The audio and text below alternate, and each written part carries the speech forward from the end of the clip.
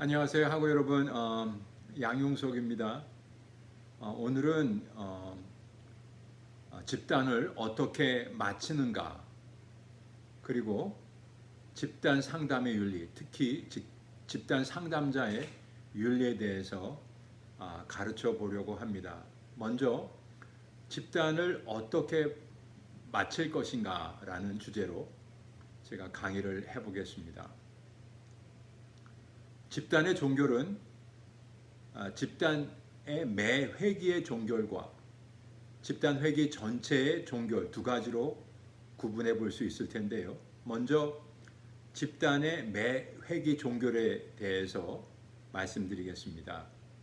한 회기의 길이가 60분 정도라고 한다면 보통 3분에서 5분 정도 종결에 사용할 수 있겠죠. 만약 한 회기가 120분 정도라면 5분 내지 10분 정도 종결에 이 나머지 시간을 사용할 수 있습니다. 그게 적당하겠죠?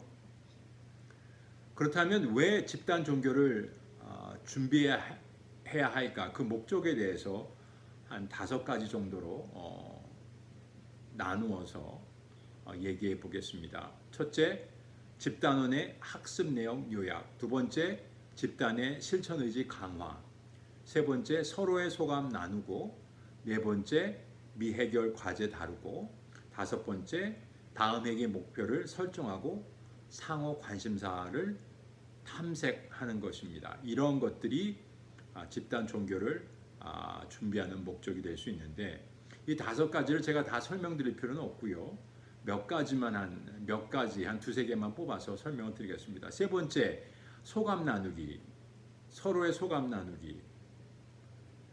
소감을 나누면서 집단원이 집단 경험에 대한 부정적인 피드백을 만약 표현한다면 집단 상담자는 다음과 같이 반응할 수 있습니다. 이것은 상준이와 상담자의 대화입니다. 상준, 오늘 집단은 왠지 모르게 다소 지루했던 것 같아요. 상담자, 지루함을 해소하기 위해 집단에서 무엇을 하고 싶으세요? 이렇게 물어본다면 부정적인 피드백을 이 상준이가 설명하고, 그럼으로써 그 감정의 표현을 할 수 있도록 도와주는 거죠. 그 다음에 그 네 번째, 미해결 과제 다루기. 그동안 다소 미흡하게 다른 문제가 있거나 감정 또는 생각의 표현이 불충분했다고 판단되는 집단원이 있으면 이를 좀 더 표현할 수 있는 기회를 제공할 수 있죠. 그러나 시간이 충분하지 않은 경우에는 집단원들의 동의를 얻어서 다음 회기로 유보하는 것이 낫습니다. 집단원의 그 미해결 과제를 확인하기 위해 집단 상담자는 다음과 같은 질문을 집단원들에게 할 수 있습니다. 오늘 집단에서 미처 해결하지 못한 문제나 사안이 있습니까? 혹시 여러분들 중에 미처 표현하지 못한 생각이나 감정이 있다면 앞으로 남은 시간 동안 다루어 보겠습니다. 오늘 집단을 마치기에 앞서 여러분의 뇌리를 스치는 생각이나 감정이 있다면 다음 회기에 우선적으로 다루도록 하겠습니다. 다섯 번째, 다음 회기의 목표 설정과 관심사 탐색. 집단 회기를 종결하면서 집단 상담자는 다음과 같은 질문을 집단원들에게 던질 수 있는데요. 오늘 이 집단에서 어떤 경험을 했습니까? 다음 회기 전까지 집단에서 얻은 것을 일상생활에 적용해 보기 위해 무엇을 하고 싶습니까? 모든 집단원들이 지금까지 이 집단이 어떻게 발전해 왔는가에 대해 말해보고 변화를 위해 필요한 것을 제안해 보기로 합시다. 집단에서 원하는 것을 얻고 있습니까? 집단 활동이 만족스럽지 않다면 어떻게 바꿔보고 싶습니까? 집단을 마치기 전에 회기에 대한 평가를 하겠습니다. 집단 활동에 참여하는 동안 어떤 느낌이 들었습니까? 오늘 배운 것을 일상생활에 어떻게 적용할 예정입니까? 배운 것을 실천하기 위해 이번 주에는 무엇을 할 예정입니까? 등등 이러한 질문을 집단원들에게 드릴 수가 있습니다. 그러면 큰 제목 두 번째로 집단 회기 전체의 종교를 제가 한번 얘기해 보겠습니다. 집단의 그 종결 시기는 총 10회기, 집단을 기준으로 할 때 9회기 내지는 10회기에 해당된다고 할 수 있는데요. 이때 집단 상담자의 역할은 어, 대략 이렇습니다. 집단 경험의 통합, 복합 감정 처리, 미해결 과제 논의, 새로운 행동 실천 도모, 피드백 교환 활성화, 집단 경험의 평가, 추수 집단의 일정 논의, 비밀 보장의 중요성 강조. 첫 번째로 그 집단 경험의 통합에 대해서 말씀드리죠. 지난 회기들을 되돌아보는 시간을 가짐으로써 경험과 새로운 학습 내용을 통합 정리하여 실생활에 어떻게 적용할 것인지를 모색하고 결정하는 시점이라고 할 수 있습니다. 그럼 이때도 집단 상담자가 다음과 같은 질문을 해볼 수 있는데요. 이러한 질문들을 해볼 수 있습니다. 집단이 끝나는 것에 대한 어떤 느낌이 듭니까? 이번 집단 경험은 여러분의 삶에 어떤 의미가 있습니까? 집단 참여를 통해 얻게 된 소득이 있다면 무엇입니까? 특별히 기억에 남는 활동이나 순간은 어떤 것입니까? 첫 회기와 비교해서 마지막 회기에 어떤 점이 달라졌습니까? 등등 이러한 그 질문을 통해서 집단원들이 경험했던 집단 경험들을 통합해 볼 수 있겠죠. 그리고 이러한 질문을 논의하면서 집단에서 이루어진 그 변화와 소득이 결코 저절로 얻어진 것이 아니라 집단은 개개인이 열심히 노력해서 일궈낸 산물이라는 점을 또한 강조해야 합니다. 두 번째는 복합 감정 처리. 집단을 떠나게 되면서 집단원들이 불안감과 상실감을 경험하고 호소할 수도 있죠. 이러할 때 집단 상담자는 집단원들이 이러한 감정을 솔직하게 표출할 수 있도록 적절하게 표출할 수 있도록 그 기회를 제공해 주어야 합니다. 세 번째, 미해결 과제 논의. 이거는 뭐 저희가 많이 논했기 때문에 그냥 이것만 제목만 언급하고 넘어가겠습니다. 네 번째, 새로운 행동 실천 도모. 새로운 행동을 실천하는데 집단원들이 흔히 갖게 되는 비현실적인 기대가 있죠. 자신의 삶에 즉각적인 대변혁이 자동적으로 일어나서 영원히 지속될 것이라고 믿는 그런 비현실적인 기대죠. 그리고 이러한 비현실적인 기대와 조급함으로 인해 집단원들은 쉽사리 좌절할 수 있습니다. 따라서 집단 상담자는 변화가 서서히 진행된다는 점을 그 집단원들에게 상기시켜 주어야 할 것입니다. 다섯 번째, 피드백 교환 활성화. 피드백은 가능하면 구체적으로 진술하는 것이 효과적입니다. 그리고 진솔한 관심을 가지고 표현해 주어야 되겠죠. 그래서 집단 상담자는 이러한 구체적, 그 다음에 진솔함을 갖고 집단원들이 상대편에 대해서 피드백을 나눌 수 있도록 조언해주고 도와줘야 되겠죠. 여섯 번째, 집단 경험의 평가. 집단 회기가 끝날 때 집단 회기 전체에 대한 평가가 이루어지겠죠. 객관식 질문지가 있을 수가 있겠고 또한 주관식 질문지가 있을 수가 있습니다. 어떤 것이 좋은가? 저는 이 두 가지의 종류의 질문, 객관식, 주관식을 잘 혼합해서 사용한다면 좋지 않을까 생각하는데요. 다음과 같은 그 질문을 집단원들에게 줄 수가 있습니다. 집단 상담을 통해 얻게 된 점은 무엇입니까? 집단 경험 중 가장 중요한 것은 무엇입니까? 가장 의미 있었던 점은 무엇입니까? 집단 상담자가 사용한 기법 중 가장 큰 영향을 받은 것은 무엇입니까? 집단에서 배운 것을 실생활에 적용할 때 어떤 문제가 있었습니까? 집단에서 경험한 변화는 계속되고 있습니까? 집단 경험이 삶에 부정적인 영향을 미쳤다 하면 어떤 것입니까? 집단 참여가 중요한 타인들에게 어떤 영향을 주었습니까? 집단 경험을 한 문장으로 말한다면 집단의 유익한 점과 그렇지 못한 점은 무엇입니까? 기타 소감과 의견 및 건의사항을 적어주세요. 그 다음에 일곱 번째는 추수 집단 논의죠. 나중에 그 점검을 위해서 한번 갖게 되는 집단 모임을 언급해 주어야 되겠죠.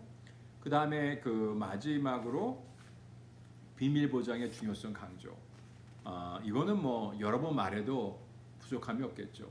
집단 회기 동안 그 많은 솔직한 그 다음에 비밀스러운 얘기들이 집단원들 사이에서 이루어졌으리라 짐작합니다. 이러한 것들을 다시 집단원들로 하여금 이런 비밀 보장을 해줘야 되고 집단 밖에서는 절대 발설하지 않기를 다시 한번 강조해 주어야 되겠습니다. 자, 그 다음에는 마지막 큰 제목이죠. 집단 상담자의 윤리 아니면 집단 상담의 윤리라고 할 수 있는데요. 먼저 가장 중요한 것은 첫 번째로 집단원의 심리적 안전을 보호해줘야 됩니다. 이것이 집단 상담자의 윤리인데요. 집단원에 따라서는 집중 집단을 경험해 본 후에 자기 자신과 가족의 생활에 영향을 끼치는 중요한 의사결정을 성급하게 내리기도 한다는 거죠. 예를 들어서 결혼한 지 20년 된 여성 집단원이 남편에게 소외를 당해오던 중 집단 회기가 종료된 후 곧바로 이혼하겠다는 결론을 내린다면 상담자는 그런 성급한 결정에 위험 부담이 있음을 알려주어야 합니다. 왜냐하면 이 여성이 집단에서 긍정적으로 변화됐다면 배우자와 바람직한 방법으로 관계를 개선할 수 있는 방안을 모색해 볼 수도 있기 때문입니다. 그렇지 않은 집단원의 즉각적이고 극단적인 반응은 행동상의 변화가 일어날 수 있는 기회를 주기에 차단할 수 있다고 하는 거죠. 또 집단원들은 지나치게 위협적으로 느껴지는 집단 활동에 참여를 거부할 선택권이 있습니다. 집단 활동에서 직접적으로 나타내는 공격적인 표현은 다른 사람에게 심리적 상처를 줄 수 있습니다. 그러므로 집단원들에게 분노의 감정을 바람직한 방법으로 표현하도록 격려하는 것이 필요하고요. 상담자는 집단원들에게 집단에서 경험한 것을 실제 생활에서 다른 사람에게 표현할 때는 선별해서 적용하도록 강조해야 됩니다. 두 번째, 집단원의 약물 복용 제재죠. 집단 회기 동안 집단원들 중에 누군가가 알코올을 섭취한다든지 불법 약물을 복용한다든지 이러면 그것을 금지시켜야 될 의무가 집단 상담자에게 있고요. 세 번째, 집단 상담자는 집단원들에게 비밀 보장의 원칙과 그리고 그 비밀 보장의 원칙을 깨야 되는 그 한계에 대해서 명확하게 집단원들에게 집단 회기 시작할 때 초기에 그리고 반복해서 집단원들에게 알려드려야 할 의무가 있는 거죠. 그게 윤리죠. 네 번째, 녹음과 녹화. 만약 그 집단 상담자가 집단 회기의 진행 과정을 녹화하거나 녹음하기를 원한다면 이것을 집단원들에게 알리고 이것이 교육적인 목적으로만 쓰인다라는 것을 알려주어야 됩니다. 그리고 반드시 집단원들에게 사전 동의를 받아야 되고요. 만약 집단원들 중에 어느 누구라도 이러한 그 녹음이나 녹화하는 행위에 대해서 불편함을 느낀다면 이것을 중지해야 됩니다. 그리고 만약 그 녹음이나 녹화를 다 끝난다고 해서 그 윤리가 끝나는 것이 아니, 그 의무가 끝나는 것이 아니라 테이프를 포함해서 집단원에 관한 모든 기록은 비밀 유지할 수 있는 방법으로 보관하고 폐기 처분해야 될 것입니다. 다섯 번째, 미성년자 그리고 강제 참여. 만약 어떤 미성년자가 부모님에 의해서 어떤 기관에 의해서 강제적으로 본인의 의사가 아닌 강제적으로 참여하는 경우에는 그 미성년자에게 비밀 보장의 한계를 구체적으로 명시해 주어야 됩니다. 왜냐하면 때로는 그 비밀의 그 미성년자가 나눈 얘기를 부모님이나 관계기관이나 선생님과 때로는 나눠야 될 필요가 있기 때문에 구체적인 한계에 대해서 명시를 해주어야 되겠고요. 그리고 반드시 미성년자의 부모님에게서 허락을 받고 이 집단 상담에 참여시켜야 됩니다. 왜냐하면 아직 미성년자이기 때문이겠죠. 그다음에 여섯 번째, 집단 이탈. 그 집단 이탈에 관한 절차는 집단 초기에 집단 상담자는 모든 집단원들에게 설명해 주어야 합니다. 집단원들은 언제든지 자신이 원하면 집단 참여를 포기하고 집단을 떠날 수 있는 권리가 있습니다. 만약 다른 집단원들이 그 집단원에게 집단을 떠나지 않도록 압력을 행사한다면 집단 상담자는 이에 즉각적으로 개입해야 됩니다. 일곱 번째, 강압과 압력. 집단 상담자는 신체적 위협이나 협박, 강요 또는 또래의 압력 등에서 합리적으로 집단원의 권리를 보호해 주어야 합니다. 집단 상담자는 다음과 같은 상황이 발생할 때 즉각적으로 개입할 책임이 있는데요. 예를 들어서 집단원에게 언어 폭력을 일삼는 경우, 부적절한 방법으로 직면하는 집단원이 나타나는 경우, 집단원의 의지와는 다른 방향으로 변화하도록 압력을 가하는 경우, 다른 집단원이나 자신에게 신체적으로 공격적인 행동을 하는 경우, 이럴 때는 즉각적으로 집단 상담자는 개입해야 될 의무와 윤리가 있습니다. 8번째, 집단의 오용. 집단 상담자는 자신의 개인적, 전문적 요구를 집단원들을 통해 충족시키려고 하는 어떤 시도도 해서는 안 됩니다. 또한 자신의 치료를 위해서 집단원을 사용해서는 안 되는 거죠. 9번째, 문화적인 변인. 집단 상담자는 연령, 장애, 민족, 성별, 인종, 종교, 성적 지향성 등에 대한 편견을 토대로 이루어진 고정관념과 차별의 영향을 깨달음으로써 모든 집단원들의 권리와 존엄성을 지켜주어야 합니다. 따라서 최대한 가치 중립적이 되어야 합니다. 10번째, 이중관계. 이거는 뭐냐면 참여 목적과는 다른 형태의 특별한 이해관계 및 이러한 관계를 형성하는 것을 의미하는 건데요. 만약 집단 상담자가 이중관계를 집단 상담원들과 갖게 된다면 자신의 객관성 유지가 힘들어지겠고 자신의 전문적인 판단에 손상을 줄 수 있습니다. 따라서 가족, 친척, 친구 등 이들을 자신의 집단에 출연시키지 않아야 되고요. 그리고 다음에 그 예를 꼭 하지 말아야 됩니다. 예를 들어서 개인적인 목적으로 집단원과 만난다든지 사회적인 접촉 또는 교제를 한다든지 아니면 사적인 이익을 증대시킨다든지 아니면 성적인 친밀감을 형성한다든지 아니면 물물 교환을 한다든지 이렇게 하게 되면 집단 상담자는 부득이하게 집단원이나 집단원들과 어떤 이중관계, 본래 관계를 넘어선 다른 관계를 또 형성하게 되는 거죠. 그것이 삼중관계가 될 수 있고 또 사중관계가 될 수 있고 등등 이러한 것들은 객관성 유지와 전문성에 그 영향을 주고 손상을 미치기 때문에 집단 상담자는 이러한 이중관계를 맺지 말아야 됩니다. 마지막으로 11번째, 의뢰. 보통 집단 상담자들은 자신들이 갖고 있는 전문적인 능력이나 경험을 통해서 자신들이 그 집단원들이 갖고 있는 많은 문제들을 해결해 줄 수 있을 거라고 하는 그 착각에 빠질까 싶습니다. 그러나 집단 상담자는 분명히 본인도 사람이고 경험과 교육도 전문적인 능력도 뛰어나다 할지라도 한계가 있기 때문에 모든 유형의 집단원들을 그리고 모든 유형의 집단을 다 담당할 수 없다는 사실을 먼저 인식해야 되고 인정해야 됩니다.